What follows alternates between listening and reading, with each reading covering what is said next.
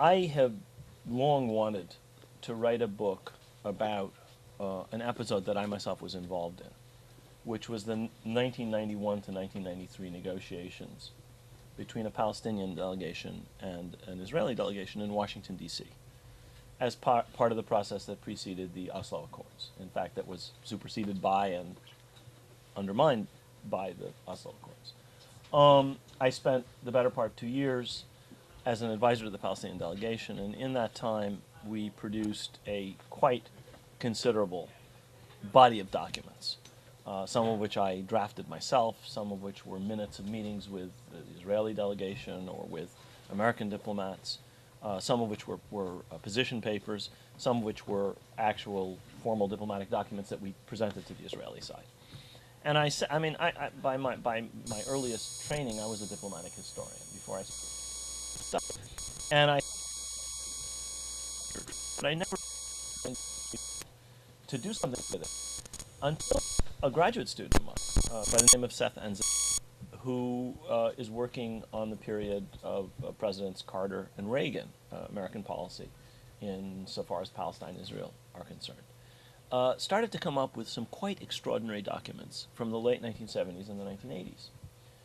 And these documents were like a revelation to me. They were a revelation to me in two regards. In the first place, they showed that the experience that we had had in this delegation, dealing with not just the Israelis but also the United States, was not an anomaly, and that the behavior of American diplomacy and the tenor of American policy has not changed one whit since the 1970s. Specifically, the United States was not operating as a mediator. The United States was not operating as a even-handed party. It was not, in other words, an honest broker. It was operating essentially in support of the Israeli position. Now, we had felt this again and again during the negotiations that I was a part of. The climactic point, I talk about it in this book, came when the Palestinian and Israeli delegations had deadlocked on a really important point of substance, and we could not come to agreement on it. And the Americans, led by Dennis Ross, had always said to us, no, you have to solve this yourselves. The United States is not a party. We're not going to get involved. We're not going to interfere. Finally, they said to us, we are going to come forward with a bridging proposal that will bring together the two sides, and then it will resolve this conflict. And everybody was quite excited. This was the first time that the United States had offered to actually produce language of its own to resolve a dispute between the two sides in this negotiation. They came up with their bridging proposal, and as I talk about in the book, it was an utter disappointment. It was less forthcoming than the last position we had from the Israelis. The Americans were more Israeli than the Israelis. And I quote very briefly from the 3.5 hour, in Arabic you'd say dush bahdari, the 3.5 hour drubbing that my fellow delegates gave to the Americans responsible for this, telling them, this is Israeli language. This is not a bridging proposal. This isn't even your language. This is worse than what they gave us. And so what I found in the material that my graduate student, was digging up in the Israeli archives and in this declassified American documents, was that this is a pattern that actually goes way back.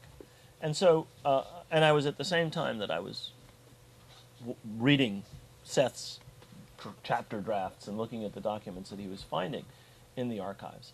At that very same time, I was watching President Obama back down, climb down, crawl down, retreat, and ultimately give up on any attempt to deal with Prime Minister Netanyahu in the second 2 years of his first term. And so I said, well, clearly, in the material that I have, in the material that is now available, openly available, whether in the Israeli or the American archives for the late 70s and early 80s, and in what we are seeing before our very eyes, there are three moments that illustrate a thesis, which is that the United States really has not operated as an honest broker in this conflict at all in any way. Quite the contrary. In fact, there's actually a documentary basis for this. It turns out that Secretary of State Kissinger in 1975 produced what was then a secret memorandum of understanding. It's not ever been declassified, as far as I know, from the American side, but it's available on the Israeli Ministry of Foreign Affairs website, and you can consult it. And this memorandum of understanding, which is now more or less known, even if our government hasn't released the document, says more or less the following: the United States will not put forward any proposal without running it by the Israelis first, as far as Palestinian-Israeli peace is concerned. And one thing has to be said for the Israeli side, and I saw this for the 2 years that we dealt with them. They are good lawyers. When they have a document like that, they know how to extract the best possible advantage from it. And they have extracted every ounce of advantage from that 1975 Memorandum of Understanding. It has been interpreted to mean not only the United States must run things by the Israelis, it cannot put forward anything that Israel disagrees with on this narrow area of Palestinian-Israeli peace. It has been interpreted by Republican presidential candidates and Republican politicians to mean that there should be no daylight between the United States and Israel. In other words, the American and Israeli positions have to be identical. The United States doesn't accept that. But on this issue, it has basically American policy from the time of President Nixon and Presidents Nixon and Ford. Actually, this was President Ford. Until the time of President Obama, American governments have, as a general rule, not tried to put forward initiatives that were not first vetted by the Israelis, that were not first run by the Israelis. So the genesis of this book was that I realized that I had in this treasure trove something that wasn't just a rather boring analysis of a 2-year negotiation that went nowhere and that was superseded by the Oslo Accords. What I had was something that illustrated a much more important, I thought, and much broader point about continuing facet or feature of American diplomacy and of American policy, which is that we don't really have a policy which is capable of making peace. We don't really have a policy that is capable of bringing about a settlement.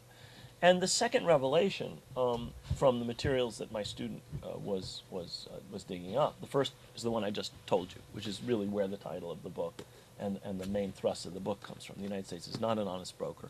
The United States has undermined peace in the Middle East. And it's because of the things I've just said. But the second revelation that emerged from the materials that I've now had a chance to look at from the Israel State Archives and from declassified American documents is that we have been living, insofar as the Middle East is concerned, insofar as the Palestinian-Israeli conflict in particular is concerned, in a world made by Menachem Begin.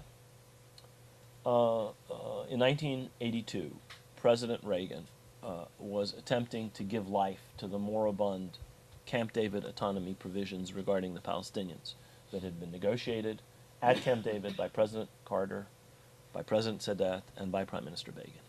And these had never been implemented, basically because the Israelis refused to budge on their interpretation of them, and the Egyptians and the Americans didn't really care that much. In fact, there's some really fascinating documents where American and Israeli diplomats say, we don't even need the Palestinians, we can discuss this without them, and they don't get anywhere with that discussion. So for several years after Camp David, when one aspect of the deal that was made there was that there be autonomy for the Palestinians, that nobody could agree on what autonomy for the Palestinians meant. And in 1982, President Reagan attempted, in the wake of the Lebanon War, in the wake of the ceasefire that had been brought about in August of 1982, in the wake of the evacuation of the PLO at the end of that month, he decided he was going to launch an initiative which would reestablish the American position in the Middle East as a dominant actor, and which would resolve this conflict by offering a new interpretation of Camp David. He figured Israel was in a stronger position. The Syrian army had been defeated in Lebanon. The PLO had been expelled. The Lebanese national movement had been crushed. Israel occupied half the country. A government that was going to do what the Israelis and the Americans wanted had been elected. And that government was ready to sign a peace treaty with Israel. The idea was, in this new advantageous situation in terms of American Cold War considerations, which was the most important thing for the Reagan administration, and in terms of Israel's position, it was time to launch an initiative. And this was the Reagan plan,